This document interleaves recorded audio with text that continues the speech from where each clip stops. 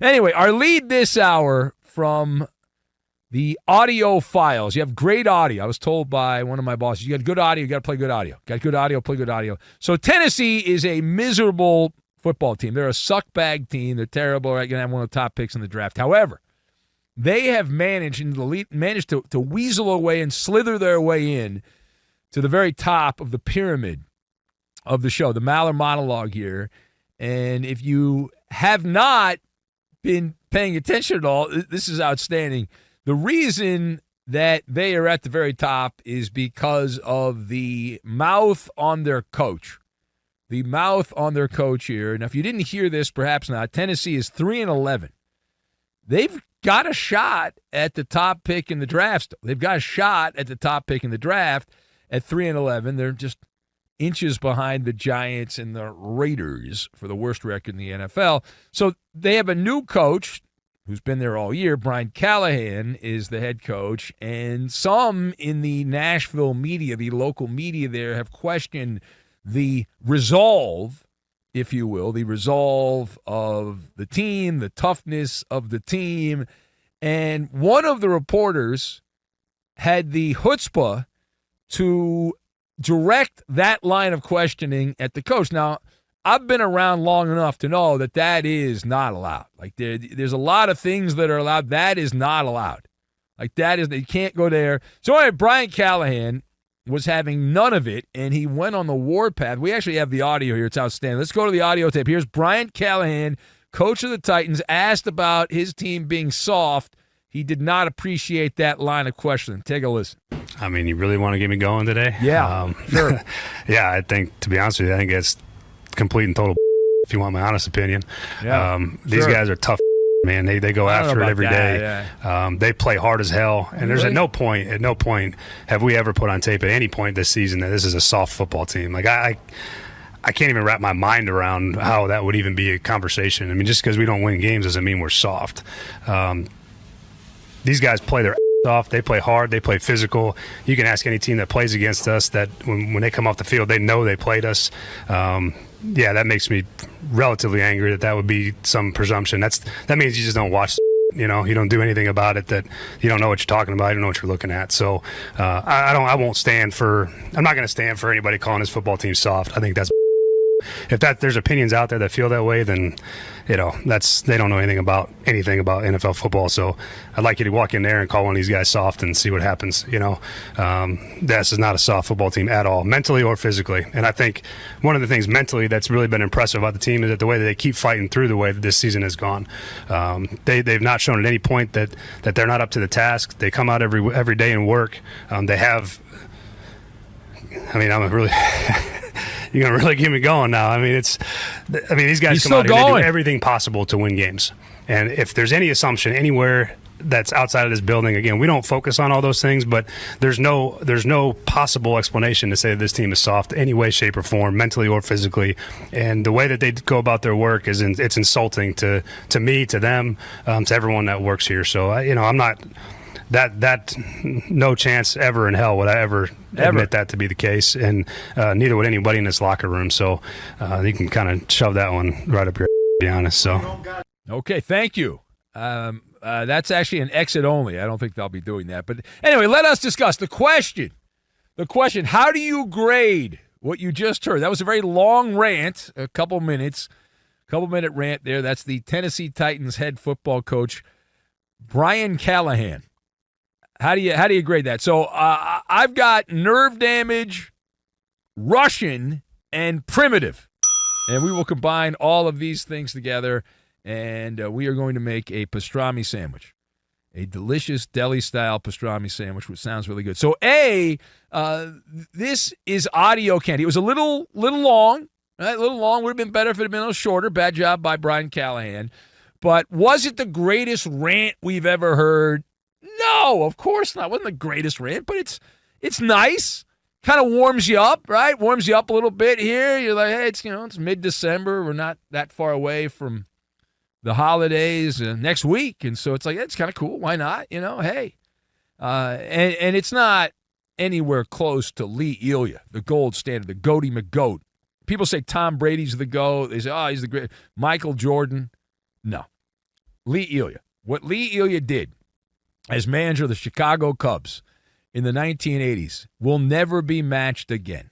That was the Mona Lisa of the post-game rant. And this, on the MALLER report card, Brian Callahan gets a B+.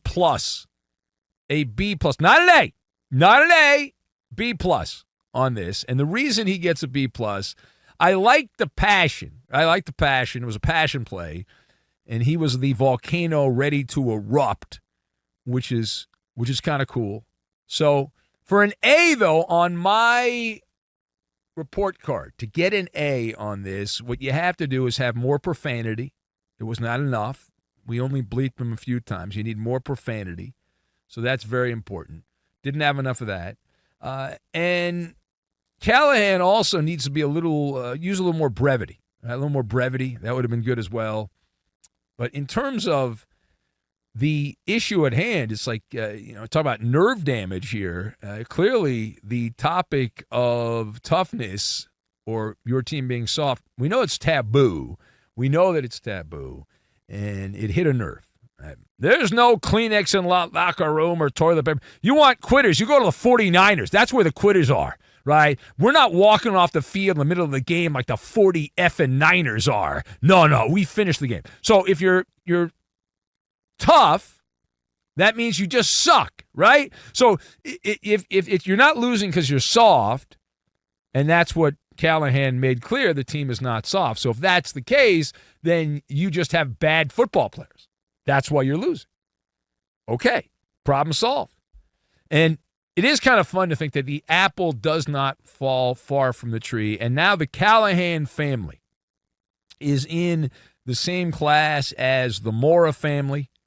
Our colleague Jim Mora, who worked here, the Saints and Colts coach, and back in the day, and he went on the epic diddly-poo rant and the playoff rant, and then his kid coached at UCLA, still coaching, still bouncing around football, coached the Falcons, and he had a couple of rants. But Bill Callahan, the father, the daddy-o of the Callahan family, he went on a rant with the Raiders. We got to be the dumbest team in America in terms of playing the game. And that was one of the great lines. It wasn't a total rant. It was part of a rant, but it was one of the great lines in that era of the NFL. So nice, kind of warm you up a little bit, right? Warm you up a little bit, get you feeling pretty good. Now, speaking of the Titans, which we try not to do a lot of, they demoted their quarterback, Will Levis, this week. We talked about that in a previous episode of the radio show. Now, Will Levis said the following. He said, quote, "I still believe I can be the franchise quarterback for this team," he said. "I think this year was great development for me," he stated. Quote continues, "I know that there is a positive future for me, whether it's here or somewhere else," close quote. Okay, so let's parse the words. Quarterback Will Levis says he still believes he can be a franchise quarterback. Okay. What chances do you give him? So I'll answer this. I'm going to set the odds, the MALLER odds on this at plus 2,000. Plus 2,000. Now, plus 2,000 implies about a 5% chance.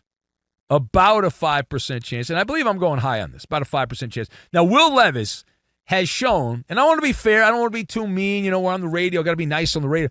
He has shown zero improvement. He has given the Titans bupkis, right? Other than memes, other than people mocking him for making mistakes.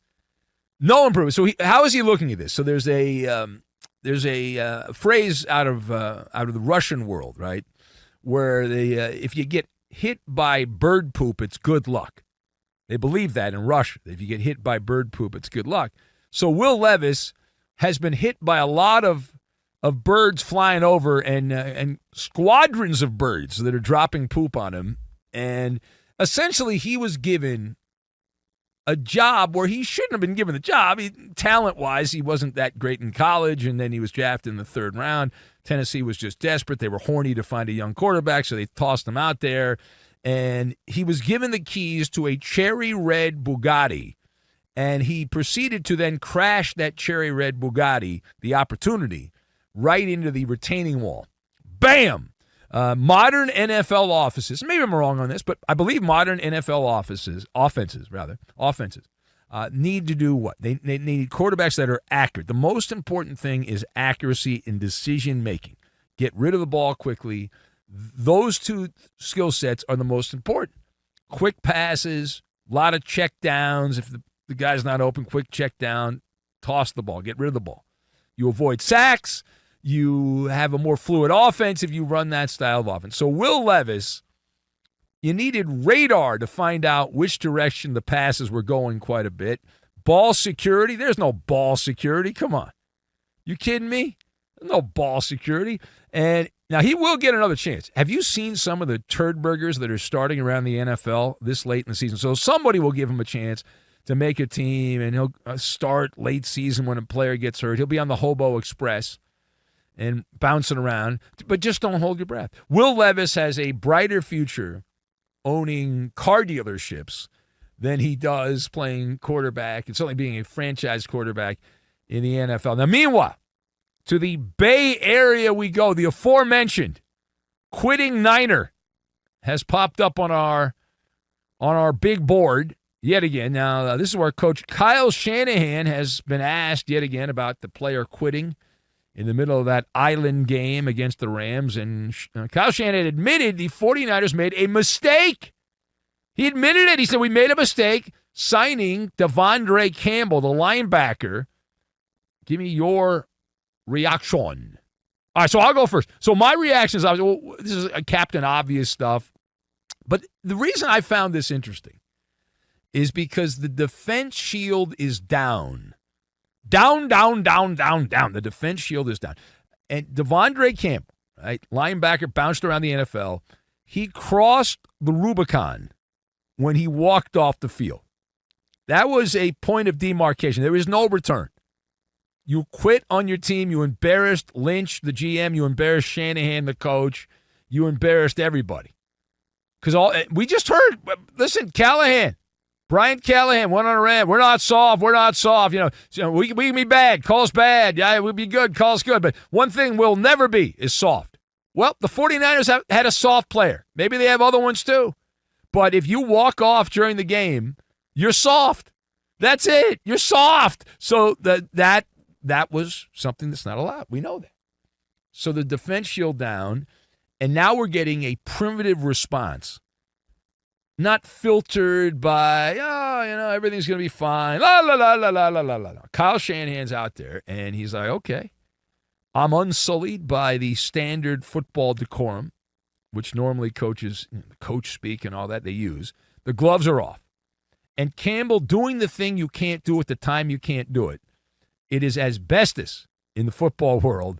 And that is why De'Vondre Campbell has been sent off the grid, out into the never land, the wild blue yonder, who knows where. And he will finish the season suspended and then try to work as a carpetbagger. I was texting a friend of mine who lives back east, and he was telling me, he said, well, yeah, Campbell's going to play mental illness or something like that and get another opportunity in the NFL. Say, he was off his meds or therapy or whatever. I was like, well, maybe. He's not that good a player, though, so I don't know if that's going to work. Usually that only works if you're good. Like, if you're not, I don't know how that works.